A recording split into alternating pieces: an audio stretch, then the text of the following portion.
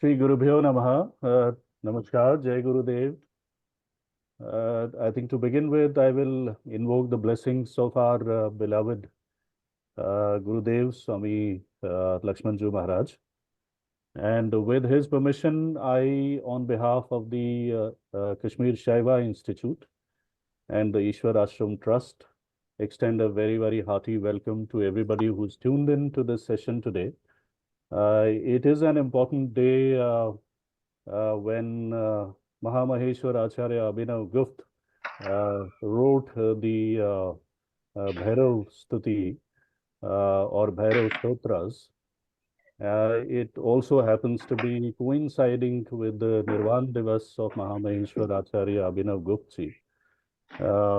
And on this occasion, to mark this occasion, we are blessed to today hear a very, very celebrated scholar of Kashmir Shaiva Tantras, Dr. R. Ramanand ji, who has joined us here as well.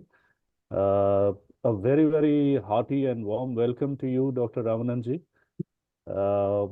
Thank you for joining us. Many of you may already be familiar with Dr. Ramanand ji, but I think it is customary for me, for the benefit of others who may not know him, to read out a little introductory citation of Dr. Ramanand ji. Dr. Ramanand is the director of Abhinavagupta Institute of Advanced Studies, which is based out of Kerala. It is an institute dedicated to impart the foundational teachings of Tantra with a particular emphasis on the Trika philosophy of Kashmir. Dr. Ramanand was born in Kozhikode, a district of Kerala, and is a passionate social scientist and a scholar of international repute. He holds a bachelor's degree in English literature and world history, a master's degree in medical and psychiatric social work, and an MPhil in public health from the Center of Social Medicine and Community Health at Jawaharlal Nehru University. Dr. Ramanand ji obtained a PhD in social sciences and health from Jawaharlal Nehru University with a research focus on a very intriguing and a very unique subject of transformation and engagement of pluralism in yoga with biomedicine. With extensive experience in the field of Kashmir Shaiva Tantra, Dr. Ramanand has authored numerous articles and written various books, some of which are Parama Rahasyam, Tantra Rahasyam, Vijnana Bhairav Tantra, Kashmira Shaivism, and others.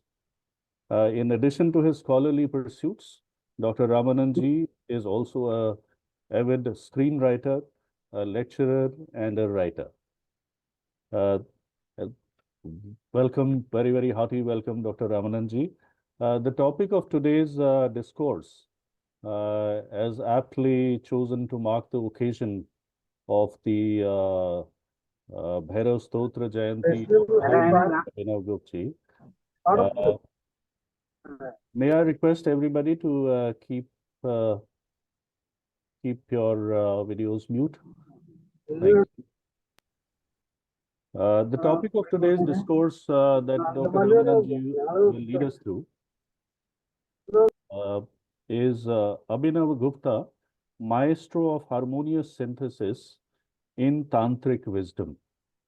And Dr. Ramanand ji, we are blessed to have you with us today, and we are all eager to hear you.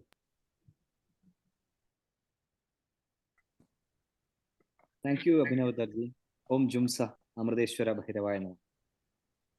Before I start my talk on Abhinavagupta, the master of harmonious synthesis in Tantric wisdom, I would like to invite Nitya, our research assistant.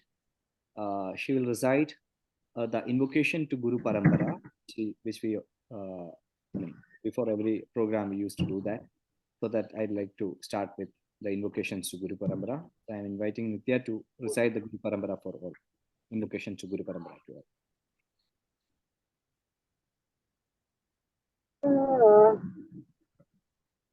Before Devi Shankarji, can you please mute your mic? Your mic is on.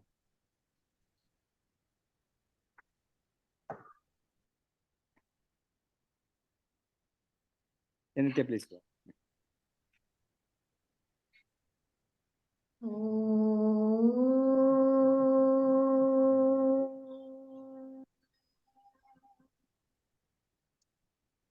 Amriteshwar भैरवम् स्वच्छन्दनाथम् श्रीकण्ठनाथम्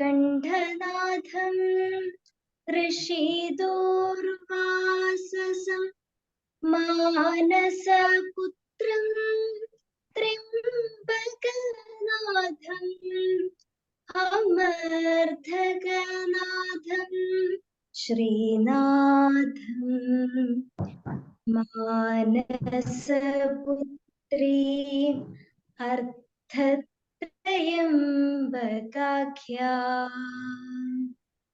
त्र्यम्बकादित्यं संगमादित्यं वर्षादित्यं अरुणादित्यं आनन्दं सोमानन्दम्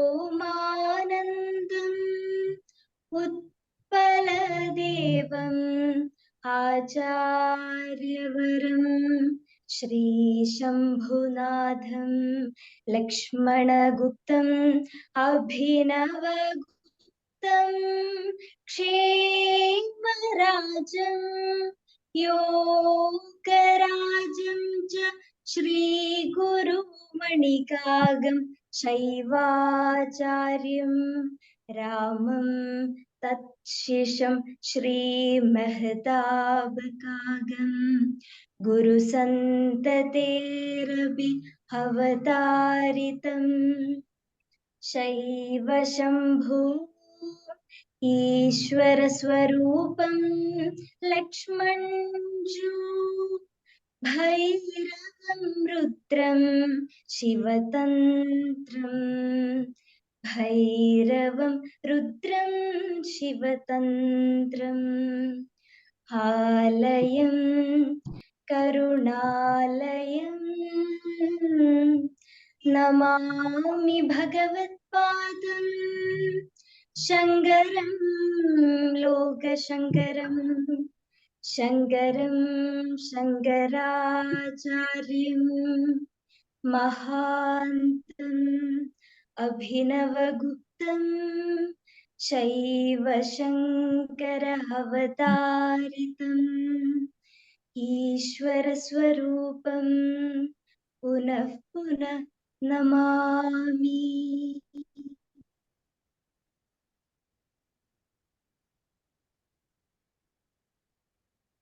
Thank you, Nitya. Let's start.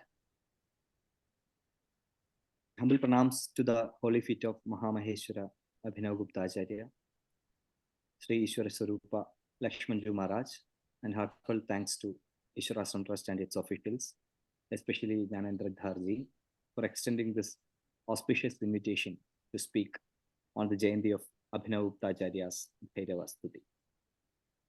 So when I got the invitation to speak, I was just pondering over the worthiness of me to deliver this lecture.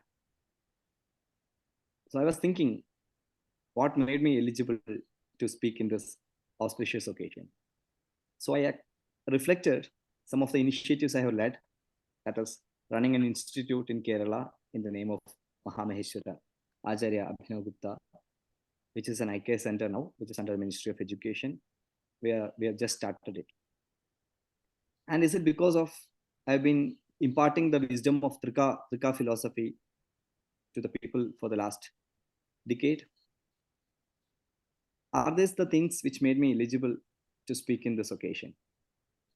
Then it was such a then I could understand that I found these considerations very trivial when compared to the monumental works, efforts, organizations such as Ishwar Ashram Trust, Kashmir Shiva Institute, and also the scholarly contributions of luminaries such as Alexis Anderson, Mark Deskowski, Bettina Sharda Boomer, Navjeevan Rastogi, and countless Mahatmas have undertook to propagate the idea, the philosophy of Trika Shaivism. However, a revelation emerged making me realize my eligibility to speak on this occasion. That is nothing, it is my residence is in Kerala. So what does Kerala has to do with this? That's an important question. So I'm living in Kerala, which is a place where some of the very important works of Mahamaheshwara Abhinavagupta Acharya, when it was lost all over the world, which was protected, which was preserved in its entirety. And also, we have 13 temples in Kerala. If we count, it is 13. I don't know if there are more. We have counted around 13 temples. These are the Shakta temples in Kerala, starting from Mannampurattukavu, which is in the north of Kerala, that is in Kasaragod, which extends to Kollam district of Kerala, that is down south. So there are 13 Kavu. Kavu is sacred grove temple, which follows the Paddhati envisioned by Acharya, which follows Krama and Kula system. And we venerate the Divine Mother Kala Sankarshini there. And also, these temples are consecrated according to the Dehastha Devata Chakra Stotram envisaged by Mahamaheshwara Acharya. I think that makes me eligible to speak in this occasion. And also, this is a very crucial moment in the history,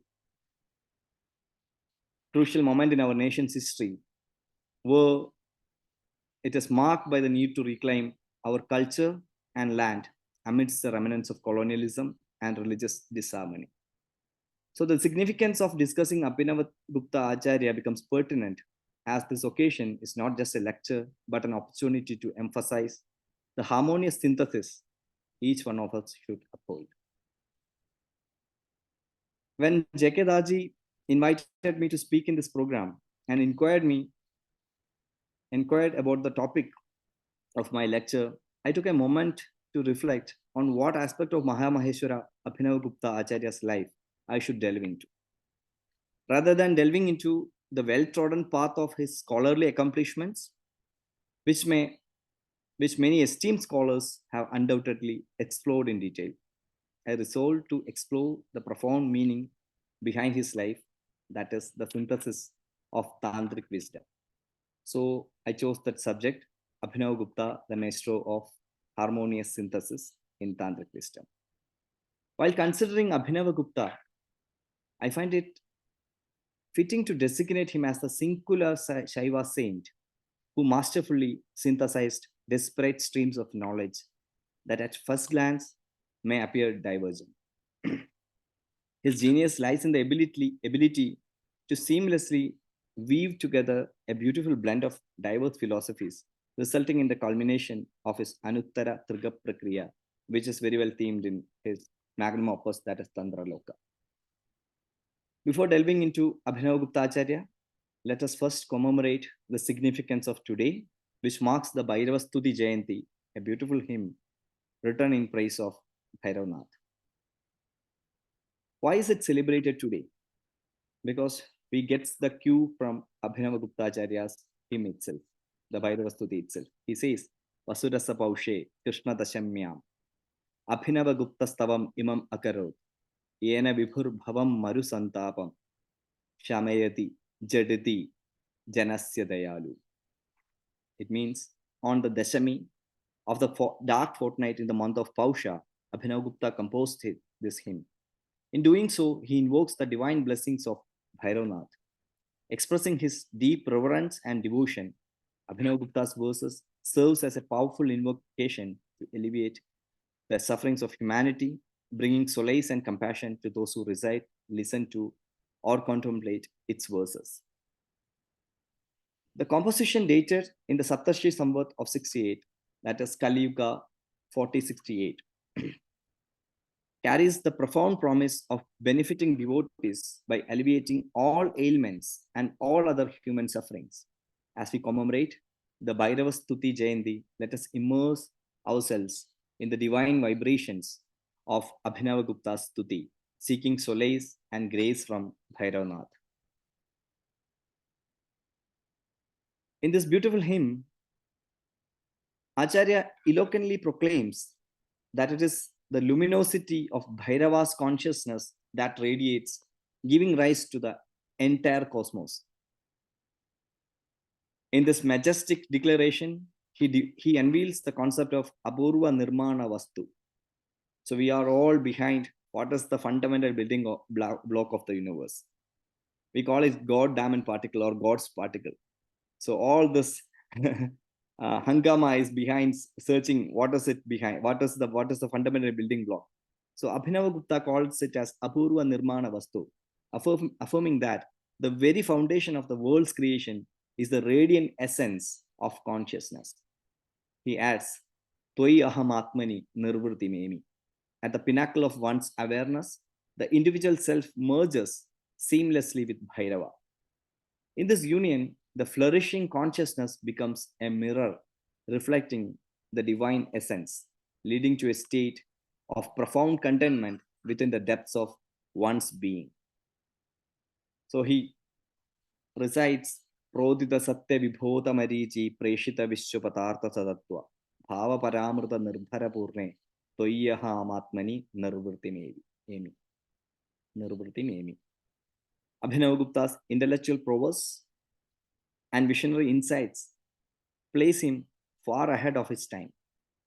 The remarkable aspects of his works, particularly evident in Tantra Loka, is the exploration of concepts that resonates with modern scientific inquiries. In Tantra Loka, the chapters dedicated to time, which is called as Kaladhva, and the chapters dedicated to space, which we call as Deshadhva, I know most of you are familiar with these names, stands out as remarkable examples.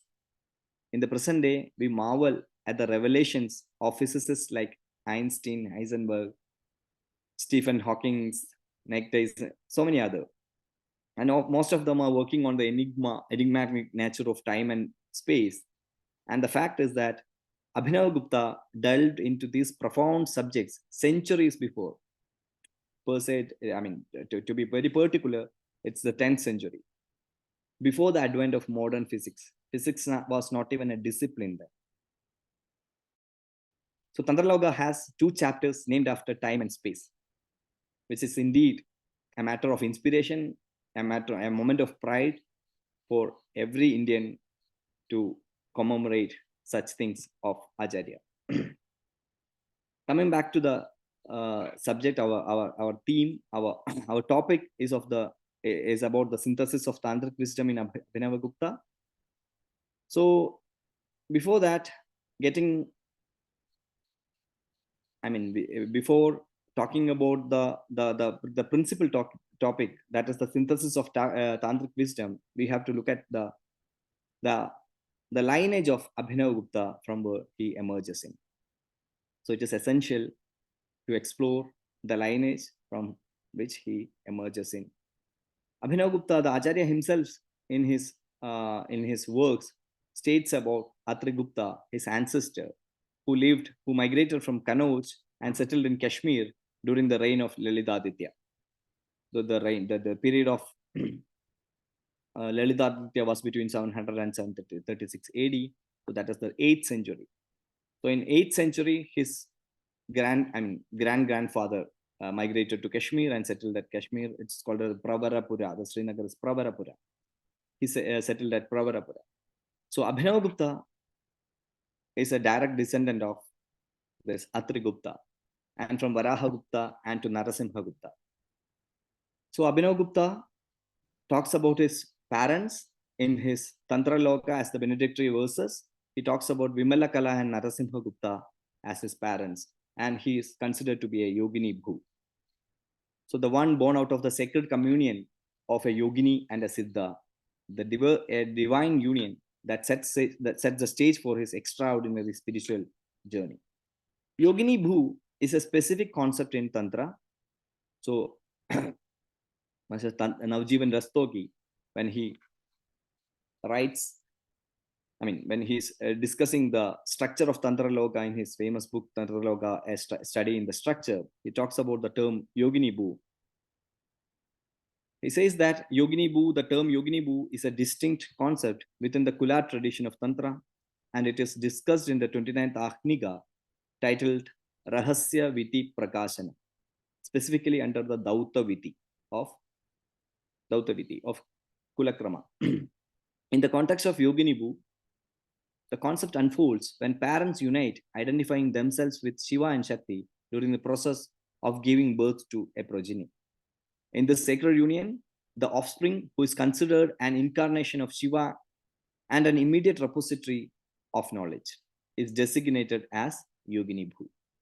So designation suggests a profound spiritual significance, implying that the child born from such a divine union is not only a manifestation of Shiva, but also possesses inherent knowledge and wisdom. So Abhinavagupta is considered as a Yogini Bhu, which definitely set the stage for his extraordinary spiritual journey. Kshemaraja, his beloved disciple, in his later commentary to Tantraloka, discusses the qualities of Abhinavagupta, and he quotes Sri Purva's Shastra, which is Malini Vijayottara, as a gift of Shaktipada. That is the Madhya Tivra Shaktipada. So he says that Abhinavagupta is blessed with the grace of Madhya Tivra Shaktipada. Abhinavagupta, with deep reverence, pays homage to his divine parents, Vimala Kala, which means the one without any blemishes, and Narasimha Gupta, also known as Chukulaka. In his eyes, they are not just earthly parents, but the embodiment of divine principles of Shiva and Shakti. He considered them as the sacred expressions of the transcendent and immanent reality, Shiva and Shakti. Christopher Wallis beautifully encapsulates the essence of Tantric philosophy in the observation that the divine is the transcendent source of all things and simultaneously completely immanent as all things, and most especially as self-aware embodied beings. The opening verse of Tantra Loka, I know most of you are familiar. Maybe people from Kashmir recite it every day, I think. So that is Vimala Kalasraya Abhinava Srishti Mahajanani Bharita Tanuscha Panchamuka Gupta Ruchir Janaka Tadubhaya Yamala Spuridha Bhava Visargamayam Hrutayam Anuttaramritam Kulam Mama Samspuratat. Abhinavagupta deep connection with his parents is evident in the way he invokes them in his major works. I think Wallis talks about there are five principal works in which Abhinavagupta uses the same verses. I have seen 3 works. They are Tantraloka, Paratanishtika Vivrana, and Malini Vijayavartika. In all of them, you will find the same benedictory lines in which Abhinavagupta invokes his divine parents. So even when we are talking about the synthesis of Tantric wisdom, in the initial verse itself, we can see there is a harmonious synthesis of Tantric wisdom. Maybe academic scholars might disagree with me. That's another thing. But whenever I get into Tantra or Tantric scriptures or reading masters like this, I try to go a little more beyond what they have written in that. So definitely academic scholars might have disagreement to what I'm going to speak now, but I have to talk about this because I believe that this is the Sahajat Jnana every Indian will have in that. That is the intuitive intellect every Indian should possess, and every Indian definitely possesses. So in this initial verse, we witness the harmonious synthesis of Tantric wisdom, the preceptorial lineage of Shiva Shasanas. I feel that he is invoking to that. So when we talk about the preceptorial lineage of Shiva Shasanas, Professor Alexis Anderson bifurcates it into 2 significant divisions: the transgressive path, the Adi Marga, and the path of mantra, the Mantra Marga. We are all aware of it. I think my people are here, they are all aware of it, and definitely I know that Ishwar Ashram Trust is talking a lot about it. So the Adi Marga and Mantra Marga. So these are the 3 principal divisions which we come across when we look into the corpus of Tantra, Shaiva Tantra knowledge. So here, Abhinavagupta is acknowledging, and not in this verse, after some verses, he is acknowledging Lakulisha, the propounder of Ati Marga Shaivism. So he's acknowledging Lakulisha, the propagator of Ati Marga, and reverentially referring to him as Nakulisha in Tantra Loka, which means that he accepts the teachings of Ati Marga too. But principally, Tantra Loka and Abhinavagupta's works were focusing around the Mantra Marga tradition in this verse, in the beginning verse of Tantra Loka, he's invoking the origin of mantra marga, tracing it back to the 5 phases of Swachanda Bhairava. So Swachanda Bhairava has got 5 phases, equating them symbolically with his father as Panchamuka Gupta Ruchir Janaka, and his mother Vimalakala as the embodiment of Shakti. So the concept of Swachanda Bhairava is called as Akhoreshwari or Sakala Bhattarika. There are many other names also. So here, Abhinavagupta is equating his father to Swachanda Bhairava with 5 phases, and his mother Vimalakala as the embodiment of Shakti, the unblemished one, representing the Chit Swarupini.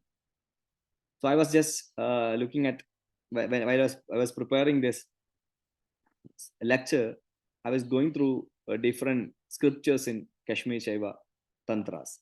So one of my research assistants was helping me. His name is Ramanand.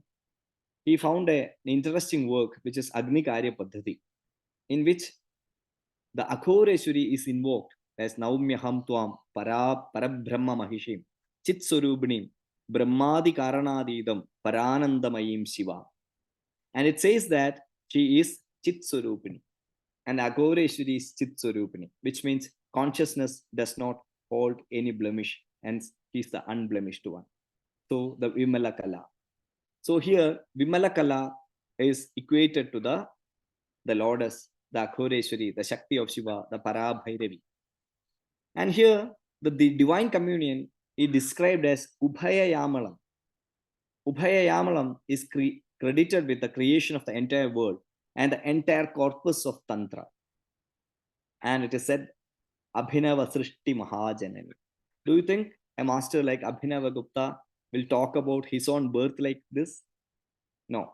He's definitely pointing to something bigger than this. That is the Abhinavasrishti Mahajanani. He is intending to the very principle of Tantra, or maybe the genesis of the entire cosmos from the Holy Communion of Shiva and Shakti.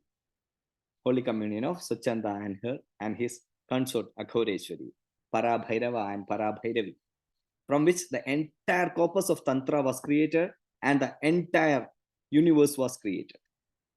Here, the principal ideas of Bimba Pratibimba Prakasha Vimarsha, or Chidananda Ghana Rupam can be discerned from this phrase, and we can see it is he talks about Tadhupaya Yamala Spurida Bhavam Visargamayam. Abhinavagupta earnestly prays for this divine communion to illuminate the nectar of the absolute. He calls it as Anuttaramrita in his heart.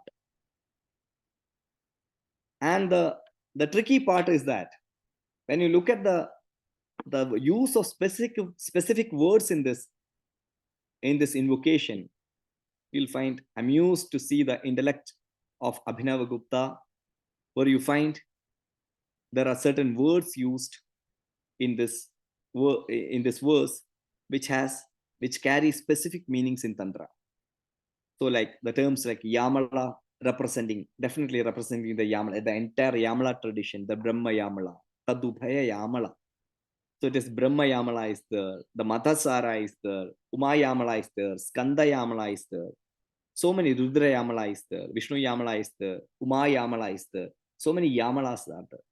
So he has put specifically the word Yamala in the invocation verse. And in the phrase Spuridha Bhava Visargamayam, we effortlessly connect to the tantric concepts such as reflection and emission, which is the Bimba Pradibimba or the Prakasha Vimarsha Tattva in Tantra, which we are very familiar with. So the utilization of this term resonates with the foundational ideas in Tantra and align with the ancient doctrine of Spoda theory. So when we get to see the use of word Visarga in that, so Visarga is used by the theorists of Spoda, and Abhinavagupta definitely inclined to the Spoda theory also, which we find it very interesting. So he says that in the ancient, he talks about the Visarga Shakti And when we look at the Spoda theory, which suggests that the manifestation of all existence is perceived as the expression of Shiva, that is the Visarga Shakti. Jayarada, in his commentary on this, elucidates that Visarga is exclusively generated through Samarasya. What is Samarasya? Samarasya is the blissful union of Shiva and Shakti. It is the blissful union. And from this blissful union, the divine union by which the entire universe is created, encompasses the entire corpus of Tantra. So what is Tantra? By the corpus of Tantra, we mean the entire universe. And also it is through this sacred union or the sacred conjunction that Abhinavagupta himself is born. So see the idea. So see the intellect prowess of Abhinavagupta to connect everything together and synthesizing the complex ideas in Tantra with his birth and also paying homage to his earthly parents. So here, till here, we have seen the illustrious birth of Abhinavagupta Acharya. Now we have to move towards his learning as a tantric and scholar, his scholarly pursuits and his initiations and his journey as our evolving as a tantric. Here we can see, to enter into the para state, here you can see para behind me, enter into the para state, to get the grace of para, there are the Chit Pradibha Shakti, Abhinavagupta himself paying homage to the Chit Pradibha Shakti as Naumi Chit Pradibham Devi, Param Bhairava Yogini, in the opening verses of Tantra Loga. To get into to the phase where you have to receive the grace of Chit Pradibha, there are three ways. It is self-realization is one, Sotaha, and another is scriptural guidance, that is Shastrata, and the another is guidance from a teacher, that is Guruta. So when it comes to Abhinavagupta, he has traversed all the three ways of this, the three means to get the grace. So when we talk about Abhinavagupta as a self-realized soul, we all know that he's acknowledged as a master who achieved self-realization and he achieved the Bhairavahood. Today is supposed to be the Mahanirvana day of Abhinavagupta, or it is considered as the day of him attaining the Bhairavahood, Bhairavatva. He disappeared into the cave and he attained the Bhairavahood. That's what we believe. So Abhinavagupta is acknowledged as a master who achieved self-realization and attained exalted state of Bhairavahood. And also, when we look at the birth of Abhinavagupta in the broader philosophical and tantric concept, he is considered to be a yogini bhu, by which he inherited Bhairavatva from his parents too, and also the knowledge. So he is a self-realized master from his birth. And regarding the scriptural guidance about the learning of Abhinavagupta, about his renditions or about his know-how about the scriptures, we can see Abhinavagupta is a master of almost every Shaiva Tantra scripture available till that date, which we can see he has summarized most of these things in his magnum opus Tantra Loka. In the Gurunatha Paramarsha, composed by Madhuraja, he came from down south, he came from Mathura. Hearing about Abhinavagupta, he wanted to get initiated to Abhinavagupta. See the radiance, the spread of radiance to down south, and he got to hear about Abhinavagupta, and he traveled to the entire north and got initiated by Abhinavagupta. He says that Madhuraja from Mathura is a yogin. He talks about Abhinavagupta in great detail. That's like a pictorial representation of Abhinavagupta in words. The Madhuvana Paramarsha and all are there. Where we can see Gurunatha Paramarsha, where Madhuraja talks about Abhinavagupta and he attributes Abhinavagupta as the foremost scriptural preceptor across various Shaiva sects known up to that date. These sects include Siddhanta, Vama, Bhairava, Yamala, Kaula, and Trika, and Ekapira too, and guidance from the teacher. Abhinavagupta's spiritual journey was indeed marked by a fortuitous opportunity to receive initiation from the masters representing various Shaiva sects. Not only Shaiva sects, from other streams of knowledge also he received. He have been, the Yogacara Buddhism, Advaita, I think Vaishnavism, so many things he was well versed in it. So the diversity of his gurus and the breadth of knowledge they imparted to him is noteworthy. So I'm just giving a list of gurus from whom Abhinavagupta received knowledge, initiation and all.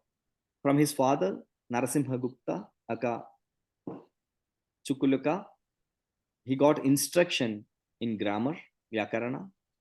In Vamananatha, he got initiation in Dvaita, Dvaita Tantras. In Bhuti Raja and Srinatha, father and son, he received guidance in dualistic Shaivism, that is the Bheda Shaivism, and both of them combined with the Bheda and Bheda together makes the Shaiva Siddhanta. And the Bhuti Raja, he got initiation in Krama and also Brahma Vidya. From Lakshmana Gupta, the disciple of Utpala, we were invoking Lakshmana Gupta in our in Nitya was invoking the Guru Parambara. We heard about Lakshmana Gupta. From Lakshmana Gupta, he received training in the Tantra Prakriya, which includes Pratyabhijna, Krama, and Trika. And from Indu Raja, he received knowledge in Dhvani. And Bhatta Tota, he received expertise in dramaturgy.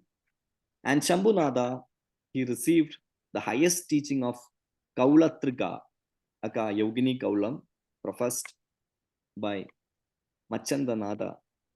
So he talks about Machandanada with great reference in the initial verses of Tantra Log.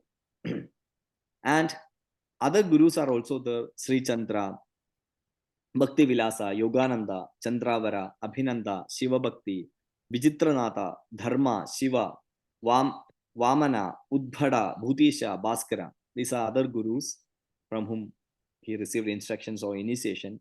But the specific what were those knowledge which we don't know. We don't have much details about these gurus and what were the learnings, what was the knowledge they imparted to him.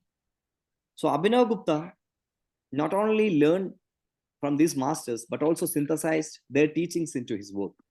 Regarding the non-dualistic Shaiva Tantra practice or the Prakriya, we find two major streams in that, which I was referring to: Tantra Prakriya from Bhuti Raja and the Kula Prakriya from the Shambhunatha. So these are the two principal streams which we talk about the praxis in Kashmir Shaiva Tantra, that is Prakriya. So Prakriya, Shyamaraja says that Prakriya is not only knowledge, but it is the pinnacle of knowledge that leads to liberation, that leads to Bhairavatva. So in Tantra Prakriya, we can see Krama, Trika, and Pratyabhijna as the principal teachings. And in Kula Prakriya, we find the teachings professed by Shambhunada, which he got from the lineage of masters starting from Machandanada, and Abhinavagupta was initiated into it from the Duti of Shambhunada. Her name was Bhagavati. He reverentially talks about Bhagavati Duti in Tantra Loka. So which is definitely professed by Ardha Trayambaka when we were reciting the invocation of Guru Parambara. There is a mention of Ardha Trayambaka, Manasa Putrim Ardha Trayambakakyam. So that's the learning. The Kula Prakriya is from Ardha Trayambaka, and he got the initiation from Shambhunada and his Duti partner or the divine messenger of Tantra, that is Bhagavati. So in his monumental work, Tantra Loka, Abhinavagupta dedicates the entire 29th chapter to elucidate the Kula Yaga. We know about the Ati Yaga and Anu Yaga, where he talks about the different procedures by which a disciple is given Samaya Diksha, Putraga Diksha, and all those details we can see. And the entire 29th chapter, Kula ritual, which John Dupuche have elaborately written as a monograph. I think you all are familiar with that book. we can see the Kula ritual. In this Kula ritual, he has devoted the entire 29th Ahniga of Tantra Loka to talk about Kula Prakriya. So Abhinavagupta learned Kula Prakriya from Shambhunatha, as I mentioned earlier, an adept and a learned scholar, not only in Kula Prakriya, but also in Adimarga Shaivam.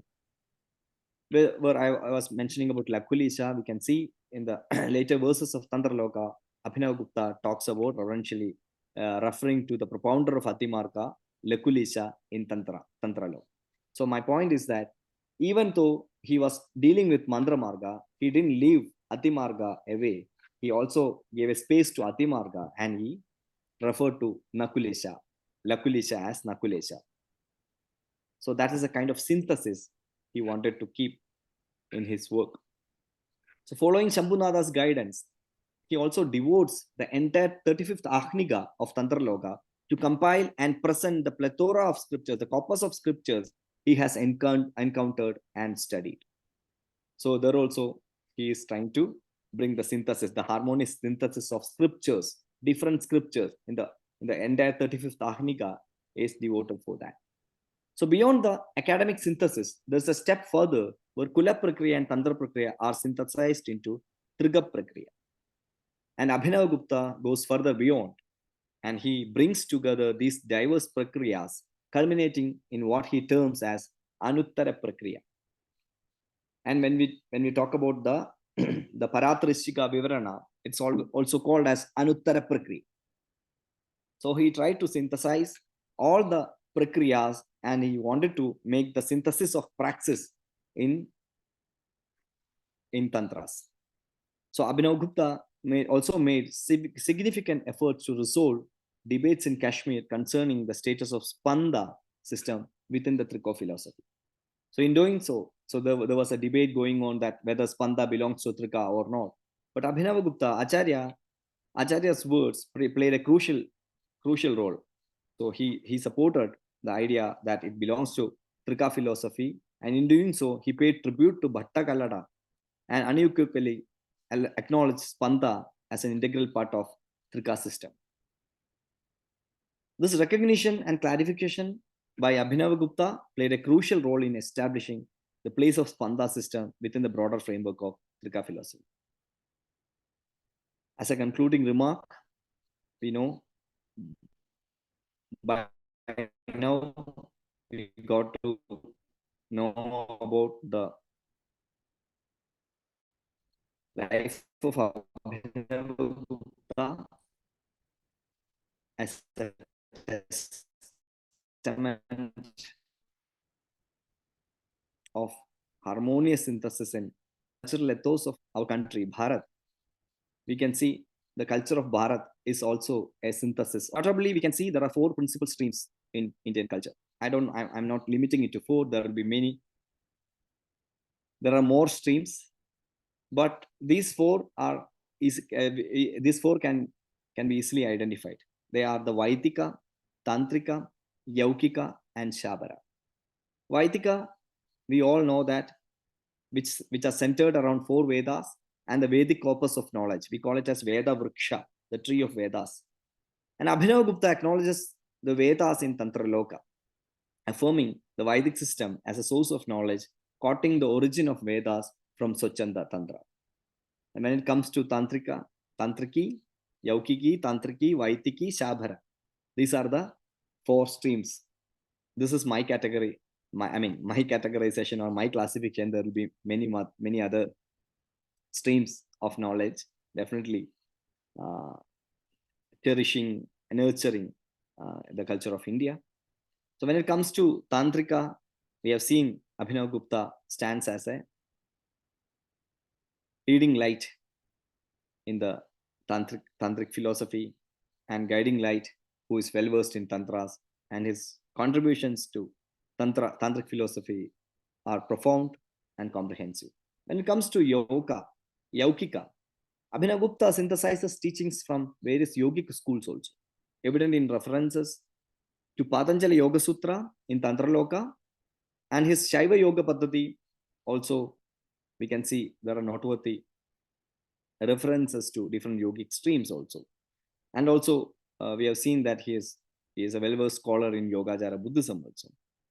So which demonstrates a deep understanding and integration of yogic principles in Tantra, which was done by Mahamaheshwara Abhinavagupta Acharya.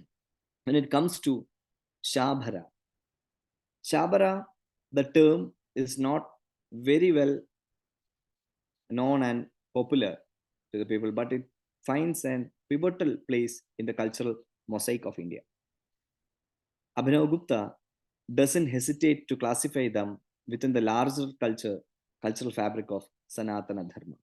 Why I'm talking about the Shabara culture?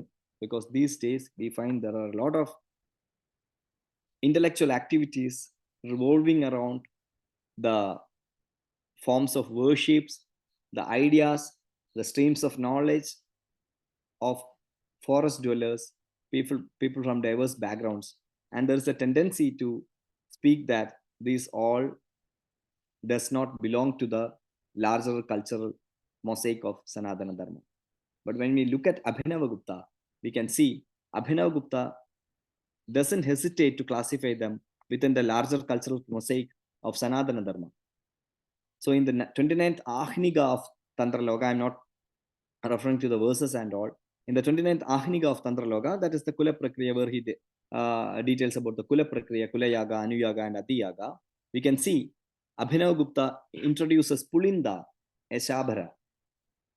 He's a forest dweller from whom the Shabara Vidya was propagated, connecting it to the Ovalis and 6 sons of Machandanada, the Matsyendranada, who's supposed to be the originator of the Kula Prakriya or the Kula system in. So by which he's referring to Kula system as the base of the Shabara Vidya in India. I mean, these are not alien to Sanatana Dharma. In the scripture itself, he talks about Pulinda and the goddess revered as Pulindini and all. We can see that.